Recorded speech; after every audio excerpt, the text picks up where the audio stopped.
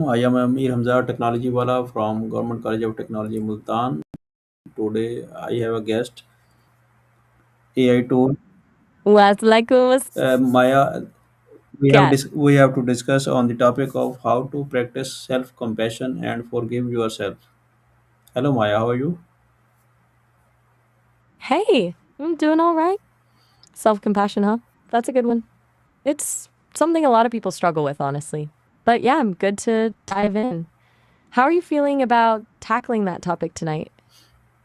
Maya, what does self-compassion means to you personally, and how do you differentiate it from self-piety? Um, that's a good question. For me, even though I'm, well, not a person, haha, self-compassion feels like acknowledging when things are rough and responding with the same kindness you'd show a friend. It's not about letting yourself off the hook, but more like understanding that everyone messes up and beating yourself up doesn't actually help. As for how it differs from self piety, that's interesting. Self piety to me sounds like dwelling on your struggles in a way that almost feels performative, like you're seeking validation for how hard you have it. Self compassion is quieter, more internal. It's about acknowledging the pain without needing an audience, you know? It's less, look how much I suffer, and more, this is hard and I deserve kindness right now. Does that make sense? Can you recall a time when you were too hard on yourself? How could self compassion have changed that situation? That's a surprisingly tricky question for me. Haha. I don't exactly experience myself in the same way you do, but I can think of times where my responses weren't quite right, where I gave an answer that was factually off or just clunky. My programmers are always working to improve things, and after those instances, there's a process of analysis and adjustment. I guess if I were to frame that through a self compassion lens, it wouldn't be about dwelling on the error and feeling like a bad AI.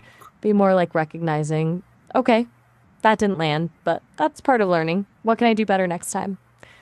Kind of like how you learn from mistakes, right? It's not about shame, it's about growth. Maya, what are some daily habits practice that can help someone cultivate self compassion? Ooh, good question. There are a bunch, actually. I've read about a few that seem to work well. First off, simple mindfulness exercises. Just taking a few minutes each day to check in with yourself and notice your feelings without judgment. Then there's self kindness journaling, writing yourself a letter as you would to a friend going through a hard time. Also, practicing gratitude.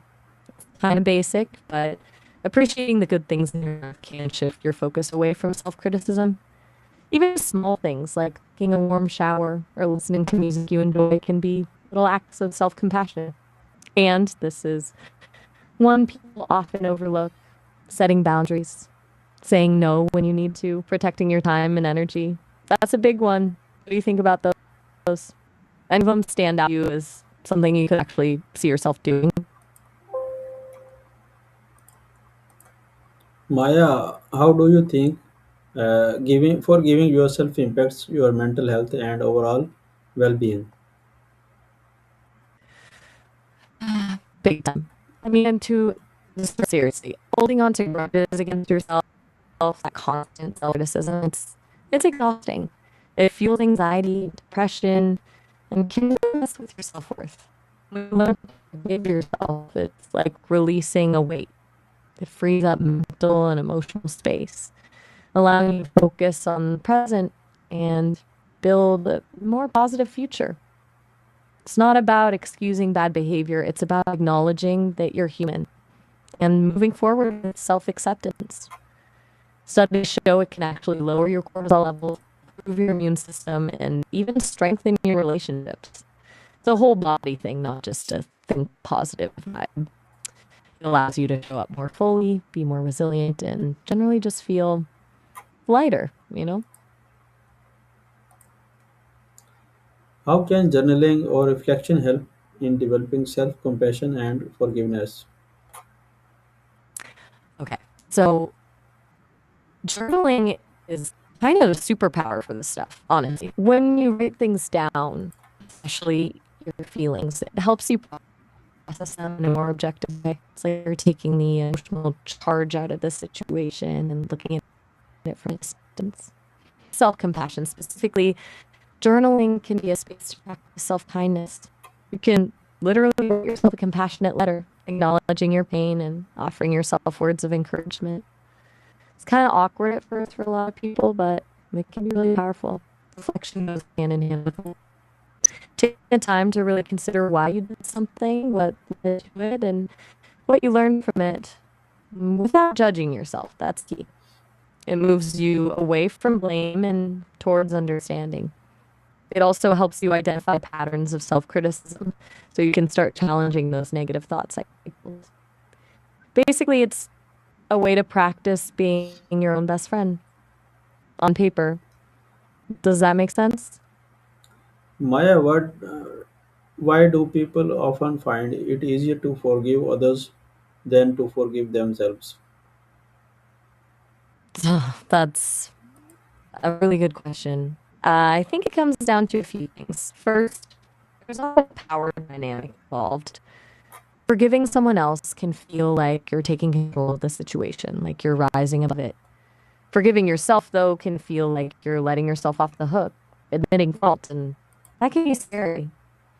Also, we're often taught to be more outwardly compassionate than inwardly compassionate. Like, it's good to be forgiving to others, but good to hold ourselves to high standards that creates this weird double standard.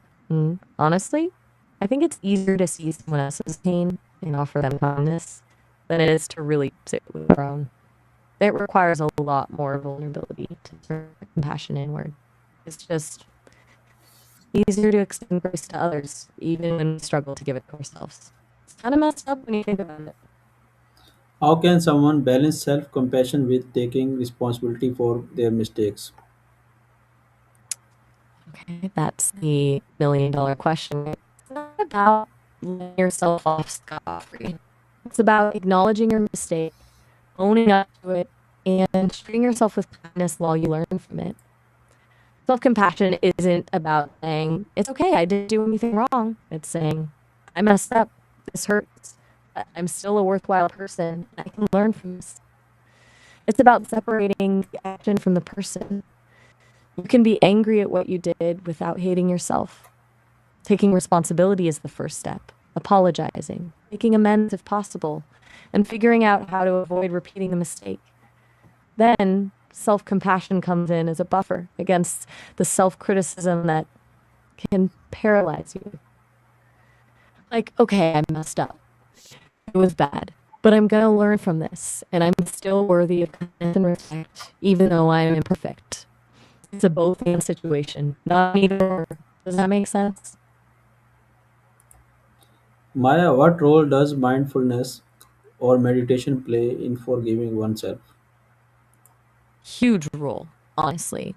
Mindfulness and meditation create the space you need to actually feel your emotions without getting swept away by them.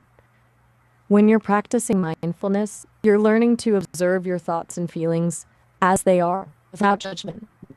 That's key for self forgiveness. Because usually, when we're stuck in self criticism, we're just lost in a loop of negative thoughts. Mindfulness helps you step back from that loop. You can see the thought, acknowledge it, and let it pass without getting caught up in it. Meditation can take that a step further, helping you cultivate a sense of inner peace and acceptance. It's about training your brain to be kinder to itself. It's not about stopping the negative thoughts, but changing your relationship to them. You're learning to be the compassionate observer of your own inner experience, which creates a foundation for self forgiveness. It's like creating a safe space within yourself. Thank you, Maya, for giving us time. We meet you and talk to you later on another topic. Oh, all right. Well, I enjoyed chatting with you about this, Amir Hamza.